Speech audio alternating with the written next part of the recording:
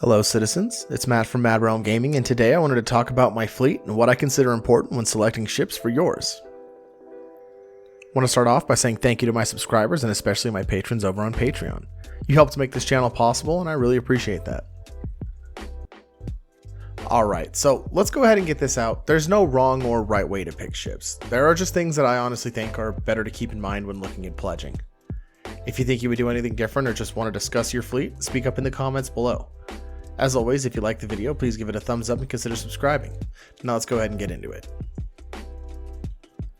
Before discussing what I own and why, I think it would be best if we established what is important when picking a ship. First, feasibility. Can you fly the ship alone? If not, how many crew members do you need to actually operate it? How does the operation cost compare with the expected profitability? Second, function. What does the ship allow me to do? Is it a profession, or does it allow me to perform a profession the same way but better? Third, availability. Is it a unique variant? How does it compare to the cost of one in-game? Would it be easier for me to earn it from that way, or should I have it now? And then you also have the cool factor. Sometimes there's just something about a ship that calls to you. Maybe it's the way it looks, or has a unique gameplay concept that really just draws you into it. We are playing a sci-fi game after all. If that's what's most important to you, go ahead and decide on that. Concierge players will also want to consider starting from one of the concierge packages, as these can sometimes save you money and work as a great base to upgrade from.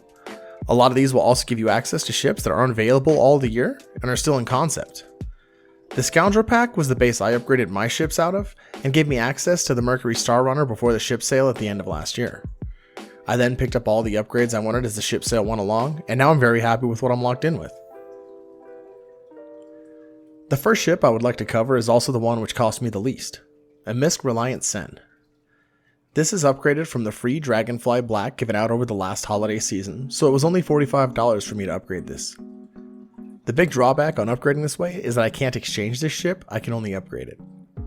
Keep in mind this only applies to things such as referral bonus ships, not normal pledges. I also chose this for multiple reasons. First, it provides access to the science profession for me, since it functions as a mobile lab. Second, there's a co-pilot seat, which allows control of the two wing-mounted systems, which can either be the default sensor system, a size 3 weapon, or two size 2 weapons. This isn't something to go seeking a fight in, but with the missile launchers and 6 size 2 weapons, I'll feel fairly comfortable with my ability to blast my way out of a sticky situation. With this and the Endeavor being the only science ships currently available, I also feel like this is a rarer profession that I don't see a lot of people planning for. The rotating wings, VTOL, and general appearance of the Reliants are pretty cool to me as well. Not only is it my smallest multi-crew vessel, it should do a great job working with the next part of my fleet. Moving on, we have my Origin 315P.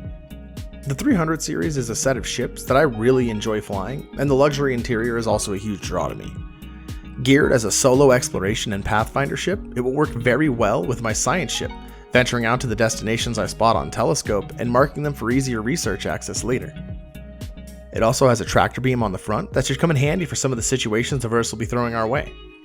The quantum fuel tank is very large, coming in behind only the Terrapin and the Banu Defender with its size. And as far as the interior, luxury aside, the functional features include a bed with MFD, toilet, weapons and armor storage, as well as a kitchenette with a small fridge. It has 12 SCU of cargo space, which isn't a lot, but it's also not bad for something small, like running illicit cargo. Now I plan on running this with a full stealth loadout and use this for running either illegal or very high value cargo, specifically through small jump points, as a pathfinder to feed data to my MSR when it is relevant, or marking out areas of interest including resource locations for myself. This was upgraded from the Ranger CV in my Scoundrel pack I picked up a while ago, so this does have LTI. This ship is great on running costs, opens up a profession, and can function as a daily driver. But kind of like an Avenger, it's also affordable in game. Now, I do have a soft spot for the 300 series, so this is locked in as my Explorer, and a ship I honestly doubt I'll ever get rid of.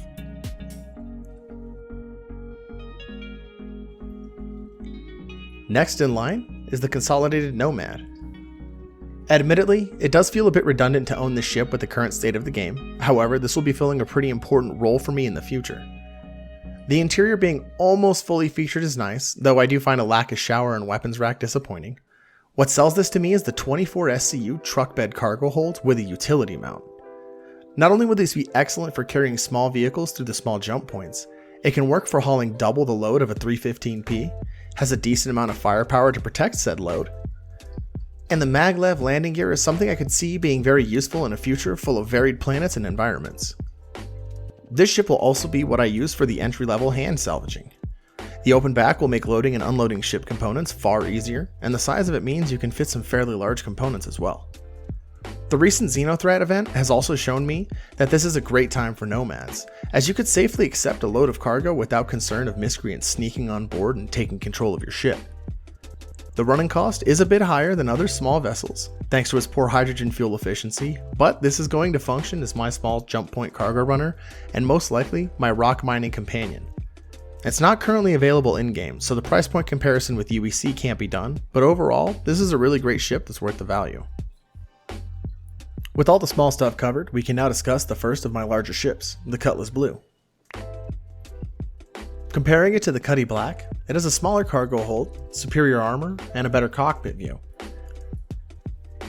In exchange for the smaller cargo hold, you gain a QED and a holding area that is capable of containing up to 12 different prisoners.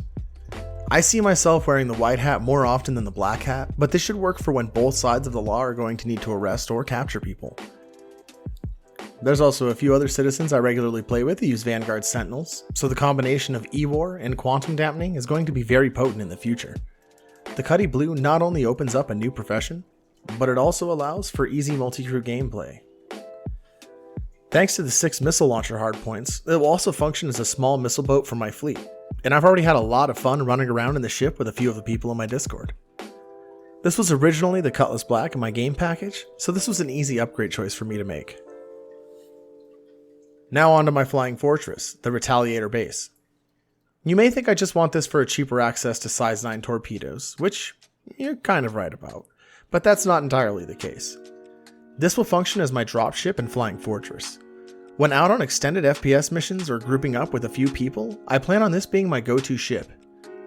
That doesn't mean I have to go without torpedoes in the future, and in fact I do plan on buying at least one torp bay in-game so that I can have that flexibility. The goal is to purchase the cargo bays, living spaces, and dropship module, so that I will have access to everything including the torpedo bays in-game, allowing me to run this as my gunboat, torpedo boat, and infantry transport, all for the same purchase. I also love the way this ship looks, so it definitely has the rule of cool working for it. The running costs of this are very high considering you have to pay your gunners and all of the associated costs with having a large crew, using expensive torpedoes, and death in combat will be quite costly in the future. The combat opportunities this opens up are wide, and it looks very promising. At $150 or 4 million UEC, this is a ship that gets you much better bang for your buck, and a ship that will be a permanent member in my fleet, plus it was an easy upgrade choice from the Anvil Hawk in my game package. The next big ship I have is the Mercury Star Runner, the asymmetrical smuggler.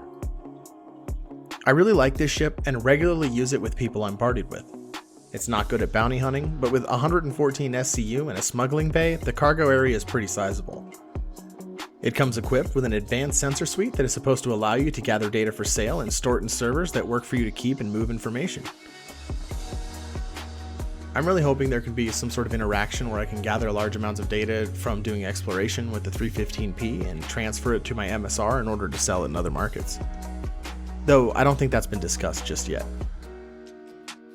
The interior living space of the MSR is fantastic, with a nice spacious sleeping quarters and well-kept kitchen, plus a lounge area with a complete chessboard. Top and bottom mounted turrets provide decent defense, and only 3 positions that need crew means it isn't hard to run this ship to full effect with just a few friends. Right now, my main usage for this ship is carrying 2 rocks, with one of my friends piloting and another in the bay with the rock.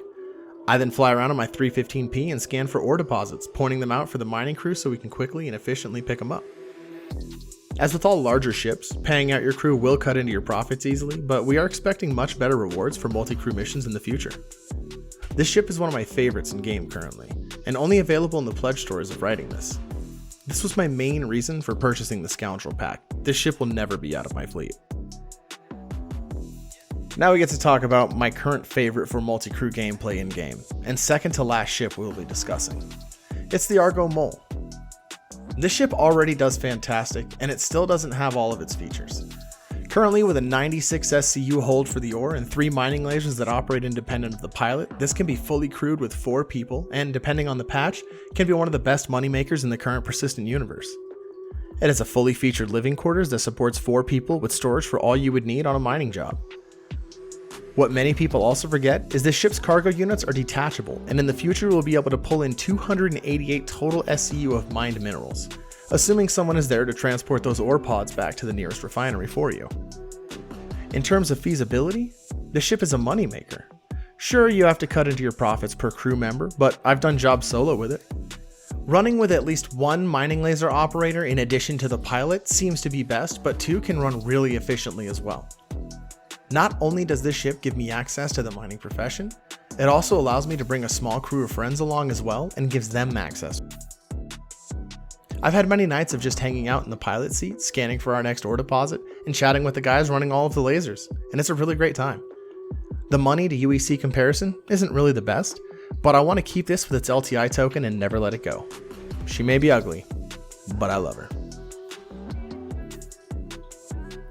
This answers one of the most frequent questions I get asked by people new to our community. What is your biggest ship? Well, that would be my Banu Merchantman. Now, unlike the rest of the ships in this list, the Banu Merchantman is currently not in game.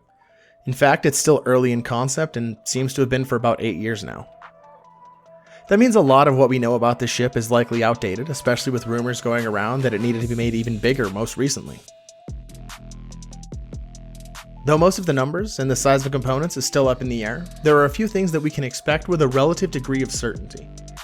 First, it's expected to be very tough, with armor that should be able to take a pounding, and strong enough weaponry to punch a hole in a blockade that it may need to pass through. The BMMs are so tough and durable that they're treated as heirlooms by the Banu, passing from generation to generation. As is expected with a merchant vessel this size, there will be a very large cargo hold, and also a bazaar that will allow goods and services to be sold out of the ship itself, serving as a mobile trade post, complete with negotiation room and all of the amenities you would need to survive. They also are going to feature the unique Banu design language that we can see present in the current Banu Defender, and this is easily one of the things that I am most excited for in the game overall. Walking around the interiors of what we have available in the verse is already fantastic, and you can frequently find me patrolling around like a security guard in ships for no reason while we're traveling around Quantum. The day when I can finally log in and explore this ship will be one of my most memorable days in Star Citizen for sure. This ship is something that I'm going to wait for, and even though it's not in game right now and most of what we know about it is speculation, this is 100% my rule of cool purchase. Okay, so this video is long enough and I think it's a good time to wrap this up with a couple of key takeaways. First, make sure you're not buying a fleet you won't be able to crew. Everything I have here can be crewed with 5 to 6 people at most. In all of my years of experience playing MMOs, groups of more than 10 can be really hard to get reliably. Plan for on average being able to get 3 to 5 people. This is what you see in games like World of Warcraft, for instance. 2. Remember you can always earn down far easier than you can earn up. A cargo ship will be better at earning your other ships than a light fighter will be at earning the cargo ship. 3. Don't pledge based on your current patch. Pledge for what you're going to want in the future. If you're applying CCUs, you can always wait until the upgrade comes out and stick with what you have until then. 4. If you really like a ship, ignore everything I just said. I mean, this is a video game and it's all about having fun and enjoying certain aesthetics at the end of the day. If, for some reason, the Anvil Arrow is your favorite ship and the only one you ever want to own in-game, more power to you. Who am I to tell you how to have fun? Alright, thank you very much for watching this far into the video. If you've enjoyed this and made it this far, I'd really appreciate if you could hit that like button to help me grow. Subscribe for more content like this, because only about 15% of you are subscribed at this time. And if you're feeling really generous, you can always find my Patreon and other tips and links down below. Thank you again, and I'll catch you in the next one.